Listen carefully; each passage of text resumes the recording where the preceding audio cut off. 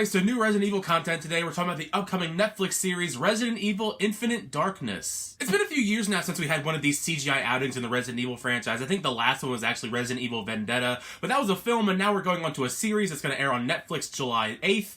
I am excited to talk about it with you guys. It is a spoiler-free review, so you don't got to worry about spoilers here. Infinite Darkness revolves around a hacking incident on a top-secret White House file, and Leon is invited to investigate, only to be attacked by a horde of zombies. Eventually, finding that the file is linked to a bio-research facility in Shanghai, Leon and two other associates named Jason and Shen Mei travel along with him to find the cause of the incident. This Infinite Darkness series is actually canon to the video game timeline because it is set after Resident Evil 4 in the film Degenerations, but it of course is set before Resident Evil 5. So this is another one of those fill-in-the-gap kind of adventures, which I think is kind of fun sometimes. Of course, that does raise the question, if you're not following the Resident Evil franchise super closely, can you still enjoy this film and understand what's going on? I definitely think that you can as an outsider to the Resident Evil franchise, but I think that you're probably going to get a lot more enjoyment out of it if you are a die-hard Resident Evil fan. Especially if you're a big fan of Leon, because he is the lead of this series, and he does a great job as he usually does. As he does take the lead on this mission with some other people involved, we face some zombie threats with some sprinkled in political conflict bubbling underneath the surface. We do lean way more into the action stuff in Infinite Darkness compared to the horror aspects, which is something that I was kind of bummed out in because I love the horror aspects in Resident Evil. At least the action does have some variety to it, and it's engaging and exciting with the spurts of action that we do get. Final battle in episode 4, I'm not going to spoil or anything, of course, but I do think that it was ripped like almost right out of the end of a Resident Evil game. The thing I was really impressed by Infinite Darkness was actually the CGI animation. It's done by a studio called Quebico. I don't know too much about them, but they did a really great job here. There's a lot of stuff in this that's actually very impressive to look at. Almost scary how realistic Leon and Claire look in these conversation set pieces. Even in some of the big action sequences we get in Infinite Darkness, it looks great as well,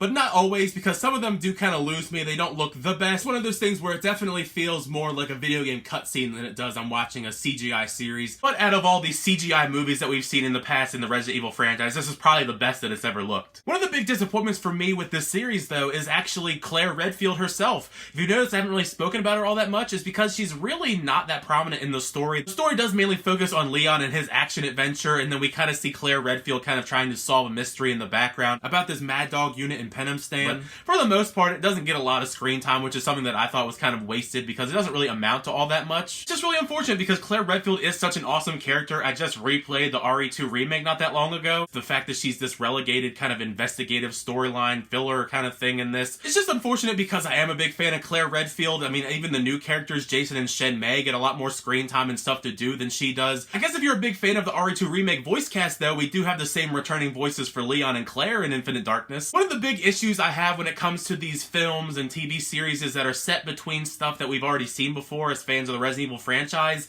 It's kind of hard to get super invested, as the conflict of the main story of Infinite Darkness is pretty big, but the stakes don't feel all that high because of the fact that this is set in the past and we've seen a lot of these characters in future installments in the video game franchise, so it's just kind of plays out fairly predictably, as you kind of would expect if you've at least played the latter half of the games. I suppose this is more of like a nitpicky sort of thing, but I do wonder if this was initially supposed to be a film as opposed to a series like we've had a lot of the CGI films in the past, because this is 4 25-minute long episodes, and they don't feel like they flow all that naturally as a series. Stopping point for some of these episodes just feels very not natural when it comes to the usual streaming TV show kind of formula, which is fine because it is a very fast-paced show. Like I said, it's only 4 25-minute long episodes, so it's very easy to just watch this as a movie like it probably was intended to, but it's just one of those things that I noticed while I was watching. It felt like it was just another Resident Evil movie. Now it's broken up into 4 parts. But yeah, I definitely do think you should check this out if you're a big Resident Evil fan, because this is another interesting little mini adventure inside of all the different games in the franchise. I don't know if I'd recommend it as much if you're not a big fan of the franchise, because it is kind of just a random adventure that you probably don't need to see to understand a lot of the other stuff that goes on in the future. It almost feels like that was kind of the intended purpose for Infinite Darkness, just a fun little mini adventure that you can have fun with if you're a big fan of Resident Evil. I mean, they have some more Resident Evil stuff down the road when it comes to Netflix, so that's something to really get excited for if you're a big Resident Evil fan. But let me know in the comments down below, what do you think of Resident Evil Infinite Darkness when you get a chance to check this out when it hits Netflix July 8th. Did you like it? Did you not like it? What do you think of it as far as the big spectrum of Resident Evil? Do you think it was really worth checking out if you're a big fan of the franchise? Either way, share your own thoughts down below, because I put all these movies and TV with you guys on the channel. Thank you so much for checking my reviews, though. I really would appreciate it. Make sure you like it, the subscribe button. We'll keep the reviews, show actions, unboxings, and more on the channel. But next time, I'll see you guys later.